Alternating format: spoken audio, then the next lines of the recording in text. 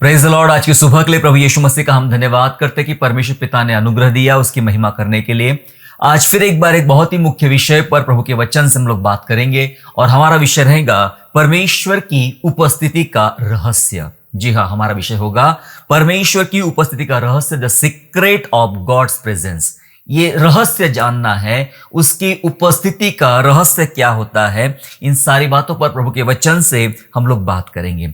आप में से बहुतांश लोग ऐसे होंगे जिन्होंने अपने जीवन में परमेश्वर की उपस्थिति का कभी ना कभी आपने अनुभव जरूर लिया हो, या ऐसे भी हो सकते हैं कि जिनको पता ही नहीं है कि परमेश्वर की उपस्थिति क्या होती है। शायद ऐसे भी लोग होंगे जानने वाले कि क्या करती है परमेश्वर की उपस्थिति, इसका आपको अनुभव नहीं है। और कुछ लोगों को पता ही नहीं कि ये उपस्थिति भी कुछ चीज होती है जिसके द्वारा हमारे जीवन में कुछ कार्य हो सकते हैं। बहुत सारे सवाल आपके पास हो सकते हैं या फिर बहुत सारे अच्छे अनुभव आपके पास हो सकते हैं। और आज का वचन, आज का संदेश आपके अनुभवों को, आपके विश्वास को और ज्यादा मजबूत करेगा और प्रभु में परिपक्व बनाएगा। इसलिए आज हम सीखने जा रहे हैं परमेश्वर की उपस्थिति का रहस्य। विश्वासियों के जीवन में सबसे बड़ी बात है कि परमेश्वर की उपस्थिति उनके साथ है। हालेलुया। सबसे बड़ी बात है क्योंकि हमारे साथ जो एक नाम जुड़ जाता है वो हमारे परमेश्वर का नाम है। और सबसे बड़ी बात है कि भाई हमारे साथ हमारा परमेश्वर रहता है, उसकी उपस्थिति हमारे साथ है। यशायाह नबी ने जब भविष्यवाणी किया कि एक कुंवारी गर्भवती होगी और एक पुत्र जन्मेगी, उसका नाम इम्मैनुएल रखना। इम्मैनुएल का मतलब होता है परमेश्वर हमारे साथ, गॉड विथ अस। परमेश्वर हमारे साथ मतलब उसकी उपस्थिति हमारे साथ रहेगी। ये हम सबके लिए, हम विश्वासियों के लिए सबसे बड़ी बात है कि हमारे साथ हमारा परमेश्वर है, हमारे साथ हमारे परमेश्वर की उपस्थिति है। और आप हर ऐसे आशीषित विश्वासियों को देखते हो और उनके आशीषित जीवन का, व्यक्ति का रहस्य है परमेश्वर की उपस्थिति। यस, आशीषित व्यक्ति को जब आप देखते हो तो उसके आशीषित होने का जो रहस्य है वो है परमेश्वर की उपस्थिति। परमेश्वर की उपस्थिति उसके जीवन में थी, इसीलिए वह व्यक्ति आशीषित हुआ। यदि परमेश्वर की उपस्थिति उसके जीवन में ना होती तो वह व्यक्ति किसी भी बात में आशीषित नहीं हो सकता, फलवंत नहीं हो सकता। यह बात आपको जानने योग्य है मेरे प्यारों। दो प्रकार के लोग दिखाई पड़ेंगे। एक वे जिन्होंने अपनी मेहनत से, जिन्होंने अपने परिश्रम से, अपनी गुणवत्ता से अपने आप को बना लिया है, वो अलग भाग है।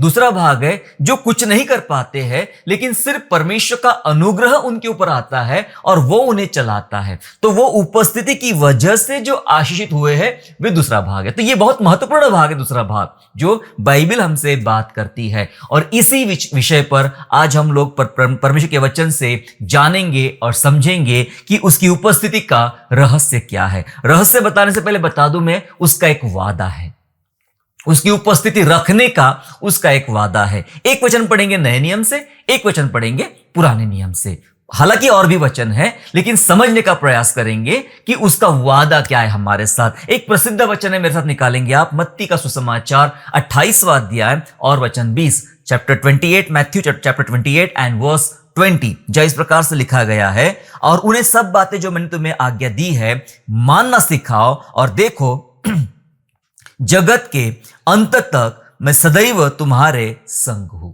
यीशु ने वादा किया है, मैं जगत के अंत तक। उसकी उपस्थिति एक दिन के लिए नहीं, एक वर्ष के लिए नहीं, लेकिन बाइबल बात करती है जगत के अंत तक मेरी उपस्थिति तुम्हारे साथ रहेगी, मैं तुम्हारे साथ रहूंगा। यह प्रभु का वादा है। इस वायदे को याद करें, इसके रहस्य को समझना पड़ेगा, आगे हम समझेंगे। लेकिन उसका वायदा है कि संसार के अंत तक, जगत के अंत तक मैं तुम्हारे साथ हूं। यीशु ने हमसे वादा किया। एक और वचन जो पुराने नियम में हम पढ़ेंगे, मेरे साथ निकालेंगे भजन संहिता 139वां अध्याय और वचन 5 और वचन 6, साम 139 एंड वर्स 5 एंड वर्स 6, जहां लिखा है, तूने मुझे आगे पीछे घेर रखा है और अपना हाथ मुझ पर रखे रहता है। यह ज्ञान मेरे लिए बहुत कठिन है, यह गंभीर और मेरी समझ से बाहर है। भजनकार दाऊद कहता है उसकी उपस्थिति को महसूस करता है। यदि आप ये पूरा अध्याय पढ़ ले तो ऐसी महत्वपूर्ण बातें आपको समझने को मिलेगी। दाऊद बहुत ही छोटी छोटी बारीकियों पर बात करता है कि कितनी अद्भुत है मेरे जीवन पर परमेश्वर की उपस्थिति। समय के अभाव से मैंने केवल 2 वचन पढ़े, जहां लिखा है तूने मुझे आगे पीछे घेर रखा है। जी हां, आगे और पीछे परमेश्वर ने घेर रखा है, अपना हाथ मुझ पर रखे रहता है। और 6 वचन में दाऊद कहता है कि यह ज्ञान मेरे लिए बहुत कठिन है। वो समझ नहीं पाता, ये बहुत कठिन है, बहुत गंभीर है, मेरी समझ से बाहर है। कौन सा ज्ञान? कि कैसे मेरा परमेश्वर मुझे आगे पीछे ऊपर नीचे सब जगह घेरे रहता है। आकाश में चढ़ूं वहां पर भी परमेश्वर है, यदि मैं अधोलोक में जाऊं तो वहां पर भी परमेश्वर है। उसने मुझे घेर रखा है, उसकी उपस्थिति से मैं घिरा हुआ हूं। यस, वो कहता है ये समझ, ये भेद है और ये मेरे समझ से बाहर ये सारी बातें कि परमेश्वर कैसा करता है। 2 वचन हमने पढ़े और इन 2 वचनों में उसका वादा है। उसका वायदा है कि मेरी उपस्थिति तेरे साथ रहेगी। यीशु प्रभु ने कहा जगत के अंत तक मैं तुम्हारे साथ हूं। और पुराना नियम कहता है कि उसने हमें आगे पीछे घेर रखा है। सब कुछ, सभी क्षेत्र में परमेश्वर ने हमें घेरे रखा है। इसलिए आज इस उपस्थिति को हम समझेंगे मेरे प्यारों।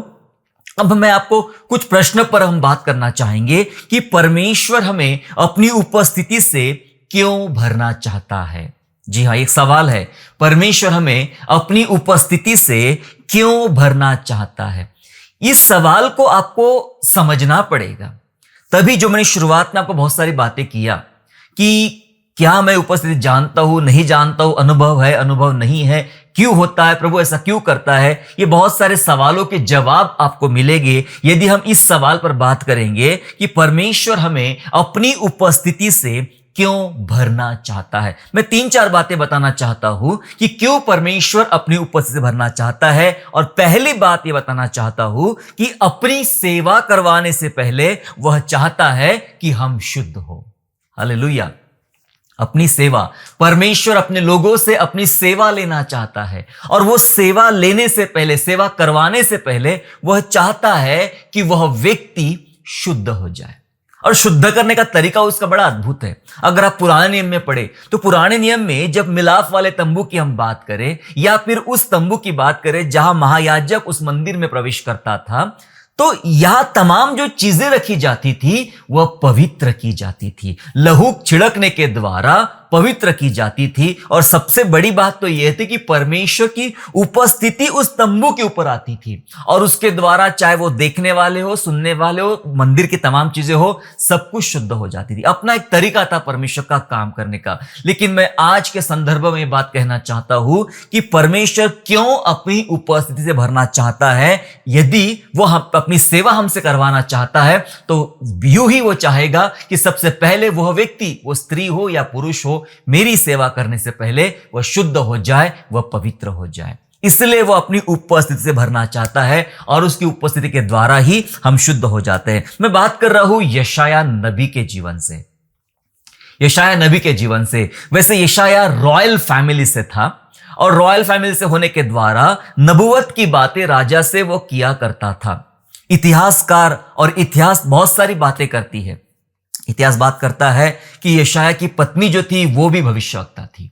यशायाह के 2 बेटे थे। बाइबल में इसका वर्णन नहीं है पर इतिहास के किताबों में इन बातों का वर्णन मिलता है। लेकिन आप जानते हो ये रॉयल फैमिली का इतना बड़ा व्यक्ति जब उजिया राजा मरता है और वो परमेश्वर के भवन में प्रवेश करता है, ये वो टर्निंग पॉइंट है यशायाह के जीवन में। अब यहां से वह परमेश्वर का नबी कहलाएगा, यहां से वो परमेश्वर का भक्त कहलाएगा और यहां से परमेश्वर अपनी महिमा के लिए उसका इस्तेमाल करेगा। अब तक वो रॉयल फैमिली से है, उसके पास कुछ बातें हैं, नबुवत की बातें हैं, अनुभव है, सारी चीजें हैं, लेकिन अब वो पूर्ण रूप से तैयार नहीं है। परमेश्वर की सेवा के लिए कहा जाता है जो लिटरेचर जो यशायाह ने तैयार किया है या उसके जो ज्ञान था, उसका अनुभव था, बाइबल में सबसे ऊंचा माना जाता है। एक बड़ा भविष्यवक्ता माना जाता है यशायाह नबी को बाइबल में, और उसका अंत बहुत बुरा हुआ। इसके बारे में दोबारा कभी हम चर्चा करेंगे यशायाह के बारे में। लेकिन बता दूं कि अब वो उसके लाइफ में टर्निंग पॉइंट आने वाला है, क्योंकि अब वह परमेश्वर का एक विशेष भक्त बनने जा रहा है, विशेष नबी बनने जा रहा है। लेकिन ये प्रोसेस से पहले, ये सारी घटना होने से पहले उसे एक प्रोसेस से, प्रक्रिया से गुजरना पड़ेगा और वह प्रक्रिया रहेगी शुद्धिकरण की प्रक्रिया। जी हां, शुद्धिकरण की प्रक्रिया। शुद्ध करेगा परमेश्वर यशायाह को और फिर इस्तेमाल करेगा। कैसे परमेश्वर ने यशायाह को शुद्ध किया, आइए मेरे साथ निकालेंगे। यशायाह नबी की किताब निकाल लेंगे, उसका 6वां अध्याय वचन 4, 5, 6 और 7 हम लोग पढ़ेंगे। 4 से 7 तक पढ़ेंगे आयजा नबी की किताब में 6 अध्याय में। और जहां इस प्रकार से लिखा गया है, और पुकारने वाले के शब्द से डेवड़ियों की नेव डोल उठी और भवन धुएं से भर गया। तब मैंने कहा, हाय हाय, मैं नाश हुआ, क्योंकि मैं अशुद्ध होठ वाला मनुष्य हूं और अशुद्ध होठ वाले मनुष्य के बीच में रहता हूं, क्योंकि मैंने सेनाओं के यहोवा महाराजा धीराज को अपनी आंखों से देखा है। तब एक साराप हाथ में अंगारा लिए हुए, जिसे उसने चिमटे से वेदी पर से उठा लिया था, मेरे पास उड़कर आया और उससे मेरे मुंह को छूकर कहा, देख, इससे मैं तेरे होठों को छू लिया है, इसलिए तेरा अधर्म दूर हो गया और तेरे पाप क्षमा हो गए हैं। हालेलुया।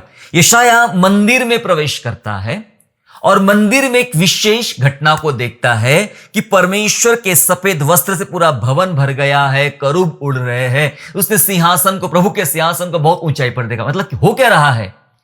परमेश्वर की उपस्थिति से भरा जा रहा है। यशायाह परमेश्वर की उपस्थिति को देख रहा है और परमेश्वर की उपस्थिति देखते देखते उसने कहा, हाय प्रभु, मैं तो नाश हुआ। उसको पता चला कि मैं अशुद्ध आदमी हूं। अब तक रॉयल फैमिली से था, यह बात समझ में नहीं आई।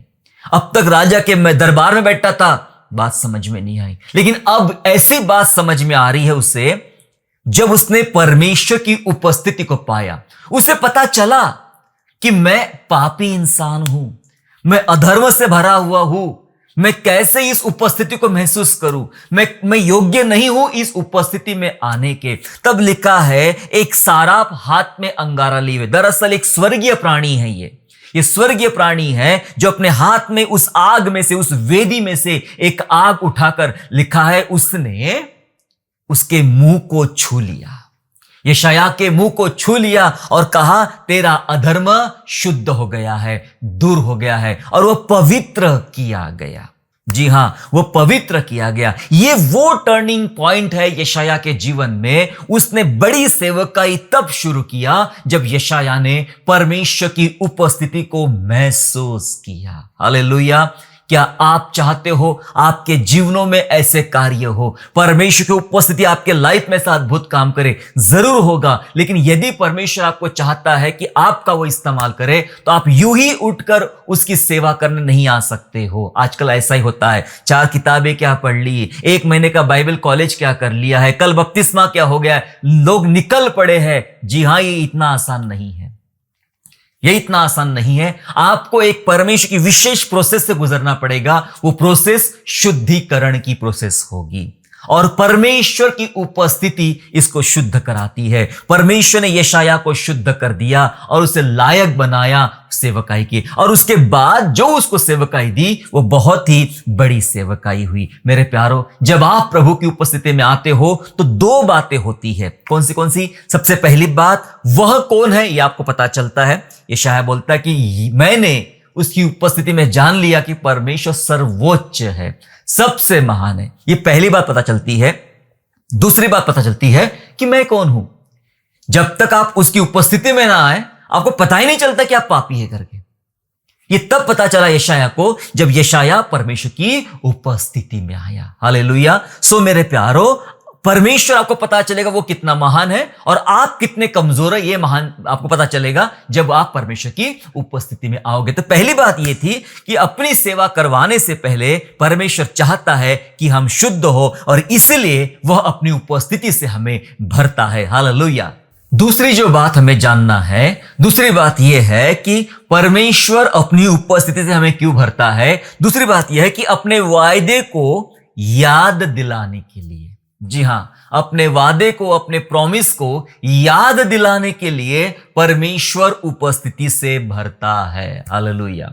आप जानते हैं, प्रभु ने हमारे साथ बहुत सारे वादे किए हैं। बाइबल में हमारे लिए बहुत सारे वायदे हैं, लेकिन क्या आप जानते हो, वो बार बार समय समय पर हमें याद दिलाता है, मैं तेरे साथ हूं, मैं तेरे साथ हूं, मेरा वादा तेरे लिए ये है। वो एक बार बोल के छोड़ नहीं देता है, वो हमें बार बार जीवन के इस यात्रा में हम एक विशेष मौके पर रुक कर वो बताता है, सुन, मैंने तेरे लिए ये वादा किया था और तू ये करने वाला है, मैं तेरे द्वारा ये करवाने वाला हूं। और वो जो बात याद दिलाता है, वो घटना कोई साधारण नहीं होती है। वो घटना एक इतनी खास है कि वो परमेश्वर की उपस्थिति से भरे जाने का एक विशेष स्थान होता है। जी हां, विशेष स्थान होता है। आपको पता है, परमेश्वर ने इब्राहिम के साथ वाचा बांधी थी कि मैं तुझे, तेरे वंश को कैसे बढ़ाऊंगा, इस जमीन पर तेरा वंश में बढ़ाऊंगा और यहां तेरा वंश रहेगा और वो आशीषित होगा। परमेश्वर ने वो प्रतिज्ञा को दोहराया इसहाक के साथ। इसहाक को भी परमेश्वर ने याद दिलाया कि मैं तेरे वंश को कहां से लाऊंगा और किस प्रकार से काम करूंगा। और उसके बाद हम बात करते हैं याकूब के बारे में। याकूब को भी परमेश्वर ने याद दिलाया, और जब जब परमेश्वर अपने भक्तों को याद दिलाता था, वो समय ऐसा था कि वो अपनी उपस्थिति से उनको भर देता था। मैं बात याकूब की कर रहा हूं इस समय। 28वां अध्याय निकालेंगे उत्पत्ति का, और उसका 13 से 17 हम लोग पढ़ेंगे। उत्पत्ति 28वां अध्याय 13 से 17। यहां पर आपको वो घटना देखने को मिलेगी जब याकूब अपने मामा के घर, लाबान के घर भाग रहा था, और रास्ते की यह घटना है। उस रात रास्ते की घटना है। क्या हुआ था उस रात, क्या हुआ था उस रात, यह जानना हमारे लिए बहुत जरूरी है। और जो हुआ था वो इतना महत्वपूर्ण था कि याकूब की जिंदगी इस बात पर निर्भर हो गई कि यह घटना ने याकूब की पूरी लाइफ बदल दिया था। क्या हुआ था, पढ़ेंगे मेरे साथ में 28वें अध्याय में 13 से 17, जहां ऐसा लिखा है, और यहोवा उसके ऊपर खड़ा होकर कहता है कि मैं यहोवा तेरे दादा इब्राहिम का परमेश्वर, इसहाक का भी परमेश्वर हूं। जिस भूमि पर तू पड़ा है उसे मैं तुझको और तेरे वंश को दूंगा, और तेरा वंश भूमि की धूल के किनकों के समान बहुत होगा, और पश्चिम, पूरब, उत्तर, दक्षिण चारों ओर फैलता जाएगा, और तेरे वंश के द्वारा पृथ्वी के सारे कुल आशीष पाएंगे। और सुन, मैं तेरे संग रहूंगा, और जहां कहीं तू जाए वहां तेरी रक्षा करूंगा, और तुझे इस देश में लौटा ले आऊंगा। मैं अपने कहे हुए को जब तक पूरा ना कर लूं तब तक तुझको ना छोड़ूंगा। तब याकूब जाग उठा और कहने लगा, निश्चय इस स्थान में यहोवा है, और मैं इस बात को न जानता था। और भय खाकर उसने कहा, यह स्थान क्या ही भयानक है, यह तो परमेश्वर के भवन को छोड़ और कुछ नहीं हो सकता, वरन वह स्वर्ग का फाटक होगा। याकूब एक दर्शन देखता है उस रात को, और उस दर्शन में देखता है कि परमेश्वर, स्वर्गदूत उस सीढ़ी पे से आना जाना कर रहे हैं, और परमेश्वर उससे बात करता है कि मैंने तेरे पिता इसहाक से या अब्राहम से बात करके रखा हूं कि ये जमीन तुझे मैं देने वाला हूं, तुझे मैं देने वाला, तुझे अपने देश लौटा के लाऊंगा। अब तो वो जा रहा लाबान के देश में, और उससे वादा किया, तुझे मैं अपने देश में लौटा के लाऊंगा, और मैं तेरे द्वारा क्या करूंगा, तेरे द्वारा कैसे लोगों को तैयार करूंगा, तेरे द्वारा कैसे गोत्रों को तैयार करूंगा। ये तमाम बातें परमेश्वर ने याकूब को याद दिलाया। याकूब क्या कहता है? याकूब कहता है, ये स्थान में परमेश्वर का निवास है। परमेश्वर का निवास को छोड़ और क्या हो सकती है ये जगह? यहां परमेश्वर की उपस्थिति है। जी हां, परमेश्वर की उपस्थिति थी वहां पर, और परमेश्वर की उपस्थिति ने उसको याद दिलाया कि मैं तेरे साथ क्या करूंगा और तेरे लिए क्या होने वाला है। दरअसल परमेश्वर की उपस्थिति याकूब का फ्यूचर बता रही थी। यस, परमेश्वर की उपस्थिति याकूब का फ्यूचर बता रही थी कि तुझे, शायद याकूब ये सोच रहा है, अब मैं जिंदगी भर भाग जाऊंगा और अपने मामा के घर रहूंगा, शायद उधर ही मुझे बसना पड़ेगा, उधर ही मेरी जिंदगी चली जाएगी।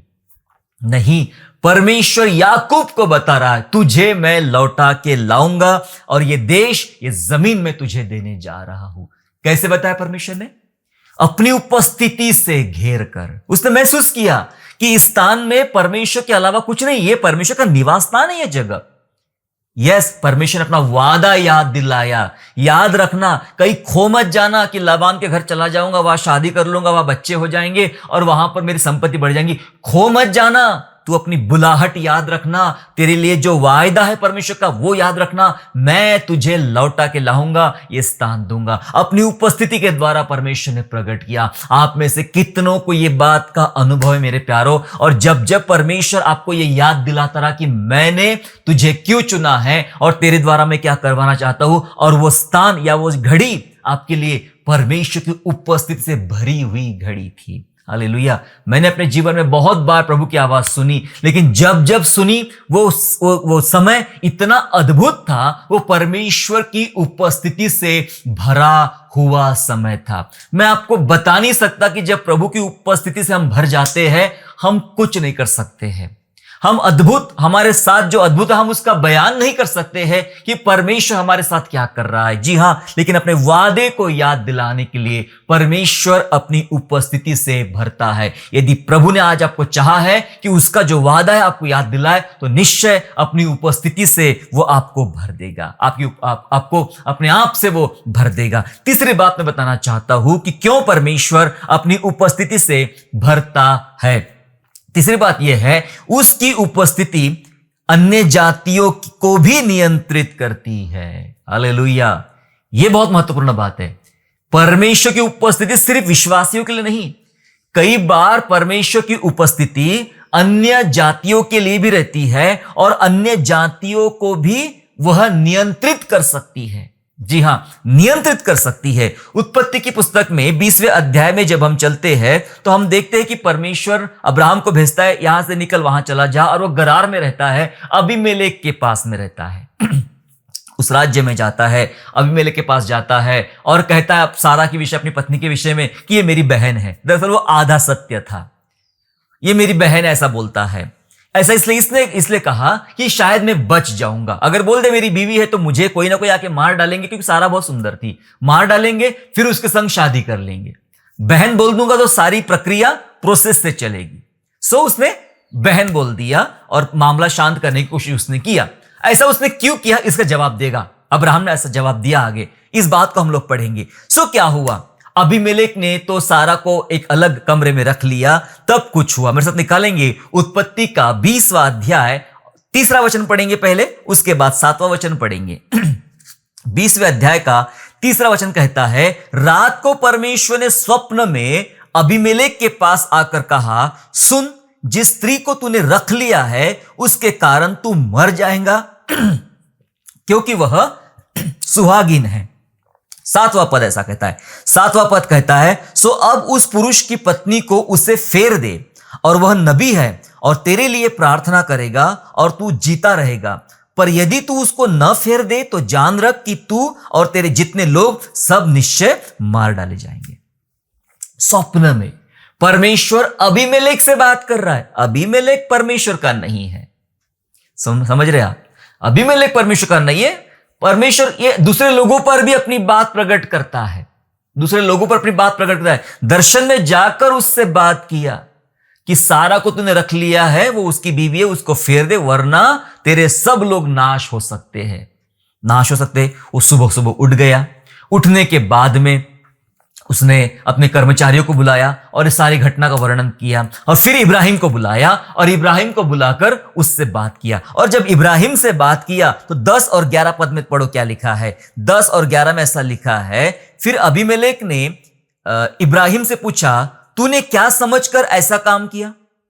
इब्राहिम ने कहा, मैंने यह सोचा था कि इस स्थान में परमेश्वर का कुछ भी भय ना होगा, सो ये लोग मेरी पत्नी के कारण मेरा घात करेंगे। क्या सोचा इब्राहिम ने? इब्राहिम ने सोचा कि मुझे लगा कि ये तो जगह ऐसी जगह है जहां परमेश्वर के लोग नहीं रहते हैं, ये तो जगह ऐसी है जहां अन्य जातियां रहती है और यहां कोई परमेश्वर का डर नहीं रहेगा, डर नहीं होगा, इसलिए मैंने कह दिया कि वो मेरी बहन है। समझ रहे आप? इसका क्या मतलब पता है आपको? इसका मतलब यह है कि परमेश्वर अपनी उपस्थिति से अन्य जातियों को भी नियंत्रित करता है। अबीमेलेक को भी उसने नियंत्रित किया, उस पर अपनी बात प्रकट किया, बता दिया कि तुझे क्या करना है और तुझे क्या नहीं करना है। मेरे प्यारो, परमेश्वर सिर्फ ऐसा नहीं करता कि अपने लोगों पर प्रकट करेगा, लेकिन कई बार अपने लोगों के बचाव के लिए, अपने लोगों की उन्नति के लिए वो कई बार अन्य जातियों से भी बात करता है, अन्य जातियों के ऊपर अपने आप को प्रकट करके याद दिलाता है कि मैं क्या कर रहा हूं उनके साथ और तुम्हें क्या करना चाहिए। शाऊल एक ऐसा आदमी था जो परमेश्वर को नहीं जानता था। मैं पौलुस की बात कर रहा हूं, बाद में जो पौलुस बना, वो परमेश्वर को जानता ना, हाँ भले ही उसको बाइबल का नॉलेज था, सारी बातें थी, लेकिन परमेश्वर को जानता नहीं था। और परमेश्वर के लिए शाऊल एक अन्य जाति जैसे आदमी था और उस पर उसने अपने आप को प्रकट किया। बता दिया कि मैं कौन हूं, और उसी उपस्थिति के द्वारा शाऊल का पौल बन गया। हालेलुया। सो परमेश्वर अपनी उपस्थिति से अन्य जातियों को भी नियंत्रित करता है, अन्य जातियों को भी नियंत्रित करता है। मैं आपको अपने जीवन से घटना बताना चाहता हूं। कुछ वर्ष पहले मैं मध्य प्रदेश में प्रभु यीशु मसीह का प्रचार कर रहा था। भारत के मध्य प्रदेश में प्रभु यीशु मसीह का प्रचार कर रहा था, और उस दिन ऐसा हुआ कि उस चर्च के ऊपर एक लाउड स्पीकर था, और लाउड स्पीकर से आवाज दूर तक जा रही थी। मैं जो प्रचार कर रहा था वो मेरा प्रचार था क्षमा के विषय में, फॉरगिवनेस एंड ग्रेस के बारे में था। और दूर कोई आदमी सुन, मुझे नहीं पता वो कौन था, क्या था, वो अन्य जाति का एक आदमी था, और दूर से वह सुन रहा था। शाम को हम अपने होटल में गए, रुक गए। अगले दिन वापस चर्च में आराधना करने के लिए, तो चर्च के पास्टर ने सबको रोक के सबसे पहले गवाही देना आरंभ कर दिया। गवाही ये थी, उन्होंने कहा कि रात को लगभग 12 बजे के दौरान ऐसा हुआ कि हमारे घर का कुत्ता भौंक रहा था, और हमने दरवाजा खोल के देखा कौन बाहर है, तो एक आदमी रोते हुए आया और हमारे पांव पे गिर गया और बोलता, आप साहब मुझे माफ कर दो। तो पास्टर ने कहा कि भाई साहब आप माफी क्यों मांगना चाह रहे हो? तो उसने पूरी घटना बताई। बोले घटना यह थी कि शाम 4 बजे ऐसा हुआ कि आपके यहां कोई आदमी आया जो प्रचार कर रहा था, और लाउड स्पीकर के द्वारा मैं दूर उसका प्रचार सुन रहा था, और वो वचन में कह रहा था, क्षमा मांगो, परमेश्वर तुम्हें क्षमा करना चाहता है। और तब से मेरे अंदर कुछ खलबली मची है, अशांति महसूस हुई मुझे। मैं अपने घर जाता हूं, सो जाता हूं, लेकिन सोने का प्रयास करता हूं, मैं सो नहीं पा रहा था। रात 11 बजे तब भी मैं नहीं सो पा रहा हूं। और उस अन्य जाति के व्यक्ति ने कहा कि उस रात 11 बजे मैंने मेरे कमरे में प्रभु यीशु मसीह को देखा। ऐसा कहता, तुम्हारे यीशु को मैंने मेरे कमरे में देखा। वो कमरे में आया, उसने मेरा हाथ पकड़ा और कहा, उठ, अब तो जाके माफी मांग ले, अब तो जाके माफी मांग ले। वो अन्य जाति का आदमी, विश्वासी नहीं है वो, अब तो जाके माफी मांग ले। उसने कहा, मुझे ताकत नहीं है वहां तक जाने की, बात करने की। यीशु ने कहा, बोले, उसने कहा, आपके ईश्वर यीशु ने कहा, मैं तेरा हाथ पकड़ कर चलता हूं, मैं तेरे साथ चलता हूं, तू जा माफी मांग ले आज। तो उसने कहा कि तुम्हारे यीशु ने मेरा हाथ पकड़ के आपके दरवाजे तक मुझे ले आया। बाद में वो चला गया, और उसने कहा, मैं गिरा और माफी मांगा। तो माफी किस बात की? तो उसने कहा, आज से कई वर्ष पहले इस पास्टर के ऊपर में कुछ अटैक किया था, और उसके लिए वह व्यक्ति जिम्मेदार था। यह बात किसी को पता नहीं थी, लेकिन उस दिन उसने वो बात खोली कि आपके ऊपर जो अटैक किया था वो मेरे द्वारा हुआ था, मुझे क्षमा कीजिए। मैंने आज प्रभु यीशु मसीह को देख लिया है अपने जीवन में, मैं विश्वास करना चाहता हूं, बपतिस्मा लेना चाहता हूं, और प्रभु की सेवा करना चाहता हूं। वो पास्टर साहब ने जब अगले दिन चर्च में आकर गवाही दिया, ऐसा रात को हुआ करके, तो उन्होंने कहा, मैंने इतने सारे रोगियों को चंगा होते हुए देखा, बड़े बड़े काम होते हुए देखा, लेकिन इतना पुराना पापी बदल जाए ऐसा पहली बार देखा। और वो भी वो ऐसी गवाही देता है जैसा कोई विश्वासी बोल रहा हो। वो कहता है, यीशु मेरे कमरे में आया और उसने मुझे उठाकर हाथ पकड़कर यहां तक लाया। प्यारो, परमेश्वर अन्य जातियों को भी नियंत्रित कर सकता है अपनी उपस्थिति के द्वारा। हालेलुया। इसलिए मेरे प्यारो, याद रखे उसकी उपस्थिति बहुत महत्वपूर्ण है, बहुत महत्वपूर्ण। जब अपने लोगों के लिए कुछ काम करना वो चाहता है, वो निश्चय अपनी उपस्थिति से उनको भर देता है। अभी तक मैंने आपको 3 बातें बताया हूं। क्या आपका ऐसी बातों से कुछ अनुभव जुड़ा हुआ है? क्या आप जानते हो कि ऐसा कभी प्रभु ने कुछ किया है? यस, बताए, गवाहियां बताए कैसे प्रभु ने आपके साथ उस अन्य जातियों पर प्रकट होकर आपके लिए काम किया, आपके लिए इंतजाम किया। ऐसी अद्भुत गवाहियां आपके पास में होगी। परमेश्वर आपको आशीष दे। एक और बात बता के मैं खत्म करना चाहता हूं कि परमेश्वर क्यों अपनी उपस्थिति से भरता है। आज हम सीख रहे हैं परमेश्वर की उपस्थिति का रहस्य, क्यों भरता है। अगली बात बता खत्म करना चाहता हूं, और यह बात यह है कि उसकी उपस्थिति हिम्मत पैदा करती है। क्यों भरता है? उसकी उपस्थिति हिम्मत पैदा करती है। पता है, जब हमारे पास उपस्थिति नहीं रहती परमेश्वर की, हम कमजोर से हो जाते हैं। कई बार हम कई बातें करने के लिए हमारी हिम्मत नहीं होती है, हम डरे हुए रहते हैं, अपने आप को कमजोर महसूस करते हैं, और हमें कुछ समझ में नहीं आता कि मैंने क्या करना चाहिए। और ऐसे समय में परमेश्वर अपनी उपस्थिति से भरता है और कहता है, आगे बढ़, मैं तेरे साथ। उसने गिदोन को बोला, गिदोन डर रहा था, मैं कैसे जाऊंगा मिद्यानी को मारने के लिए, वो तो इतने झुंड है, इतने लोग हैं, टिड्डियों के समान आते हैं और सब सत्यानाश कर देते हैं। प्रभु ने कहा, तू जा, मैं तेरे साथ हूं, मतलब मेरी उपस्थिति तेरे साथ रहेगी, और तू उनको ऐसे मारेगा जैसे कोई किसी एक मनुष्य को ही मार डालता है। मुट्ठी भर लोग लेकर गया गिदोन, और मिद्यानियों को मार डाला। हालेलुया, ये प्रभु का वादा है मेरे प्यारों। उसकी उपस्थिति हिम्मत पैदा करती है। देखिए, एक वचन ऐसा कहता है, यशाया 43 एंड वर्स 2, आइजाया 43 43वां अध्याय और दूसरा वचन ऐसा कहता है, जब तू जल में होकर जाए मैं तेरे संग संग रहूंगा, और जब तू नदियों में होकर चले तब वे तुझे डुबा न सकेगी, जब तू आग में चले तब तुझे आंच न लगेगी, और उसकी लौ तुझे जला न सकेगी। हालेलुया, पानी में जाए, आग में जाए, नदियों में जाए, तुझे ना पानी डुबा पाएगा ना आग जला पाएगी। पता है क्यों? क्योंकि मैं तेरे साथ हूं, मेरी उपस्थिति तेरे साथ है। हिम्मत मिलती है, उपस्थिति से हिम्मत मिलती है मेरे प्यारों।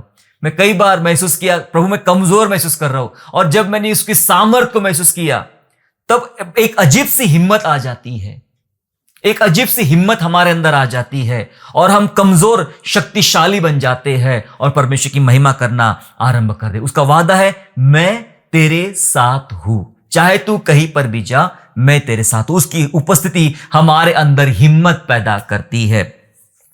शद्रक, मेशक, अबेदनगो की अगर हम बात करें तो वो आग के भट्टे में आए, मुश्किल में आए, पर हिम्मत नहीं हार रहे। वो तो टहल रहे थे। पता है क्यों टहल रहे थे? क्योंकि वहां कौन था? वहां आग के भट्टे में परमेश्वर की उपस्थिति थी।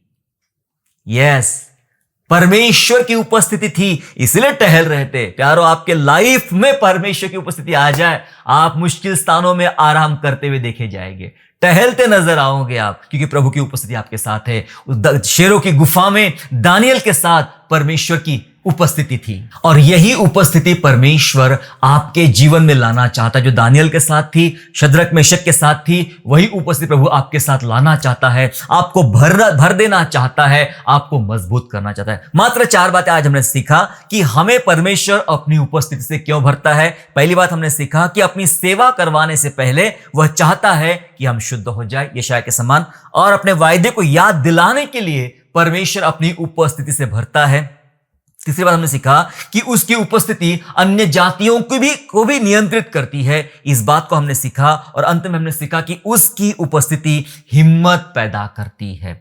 ये बातें प्रभु आपके संग, आपके परिवार के संग करना चाहता है, इसलिए आओ उसकी उपस्थिति को महसूस करें और भर जाए। परमेश्वर आपके लिए अद्भुत से अद्भुत काम करेगा। प्रभु आपको आशीष दे। आइए हम लोग प्रार्थना करेंगे। प्रभु जी, आपका हम धन्यवाद, हम आपकी स्तुति करते पिता।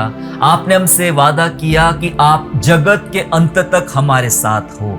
दाऊद ने कहा कि तूने मुझे आगे पीछे घेर रखा है। यस पिता, हमने जान लिया कि प्रभु की उपस्थिति चारों ओर हमारे है। उसने हमें घेर रखा है, उसने हमें संभाल रखा है, और इसी कारण हम सेफ है और सुरक्षित है। प्रभु जी, प्रभु हम धन्यवाद करते पिता। दुआ करते हैं आज अपनी आत्मा से और उपस्थिति से हमें भरिए पिता। हम महसूस करें याकूब के समान, हम महसूस करें यशाया के समान प्रभु जी, और आपकी आत्मा से भर के पिताजी आपके राज्य के लिए हम इस्तेमाल होने वाले बने। हर दिन हर पल प्रभु जी आपकी मौजूदगी हम महसूस करें, आपकी मौजूदगी में आने के योग्य हमें बना यीशु राजा, उपस्थिति के लायक हमको बना प्रभु जी। अपनी आत्मा से भर, अपनी महिमा कर। धन्यवाद स्तुति करते हैं, धन्यवाद के साथ उद्धार करता प्रभु यीशु के नाम से ये प्रार्थना मांगते हैं, आमेन। आशा करता हूँ आज के संदेश के द्वारा आपने आशीष प्राप्त किया है। यदि सचमुच आपने आशीष प्राप्त किया है तो इस संदेश को दूसरों के साथ शेयर कीजिए, और हमारे दूसरे भी संदेशों को सुनने के लिए हमारे चैनल को सब्सक्राइब करें और नोटिफिकेशन के लिए बेल आइकन को दबाइए। और हाँ, यीशु पर विश्वास करना ना छोड़े, वो आपको आशीषमय स्थानों की ओर आगे ले जाएगा। God bless you all.